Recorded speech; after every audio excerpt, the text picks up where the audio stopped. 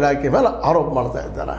ನೀವು ನಮ್ಗೆ ಹೇಳಿದ್ರಪ್ಪ ಅಂದ್ರೆ ನಮಗೆ ಸಂಜೆ 5:15 ಏನೋ ಸಂದರ್ಭ ಬಂತು, ನೀವು ಆಗಿದ್ದು 3:15 ಇಷ್ಟು ಡಿಸ್ಟೆನ್ಸ್ ಇಟ್ಟು ನಮ್ಗೆ ಹೇಳಿದಾಗ ಒಂದು ವೇಳೆ ಮೊದಲ 3:15 ನಮಗೆ ಹೇಳಿದ್ರೆ ನಾವು ಇದ್ದಂಥವ್ರು ಈ ಒಂದು ಏನಾದರೂ ಸ್ಟೇಡಿಯಂ ಇದ್ದಿಲ್ಲ ಅಲ್ಲಿ ಒಳಗೆ ಹೋಗೋದಂಗೆ ನಾವು ಮಾಡಿಬಿಡ್ತಿದ್ದೀವಿ, ಅಲ್ಲಿ ನಿಲ್ಲದಂಗೆ ಮಾಡ್ತಿದ್ದೀವಿ. ಇದಕ್ಕೆ ನೀವ ಕಾರಣ ತೊಗೊಂಡು ಕಿಡಿಕಾಯಿದ್ರು.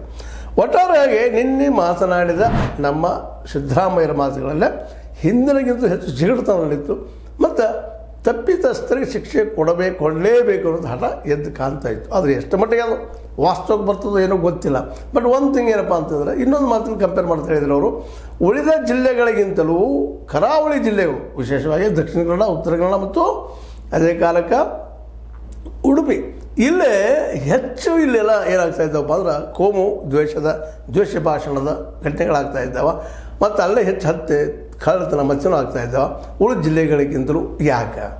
ಯಾಕಂದರೆ ರೂಟ್ ಲೆವೆಲ್ದಲ್ಲೇ ಅಲ್ಲೇ ರಾಜಕೀಯ ಹೋಗ್ಬಿಟ್ಟದ.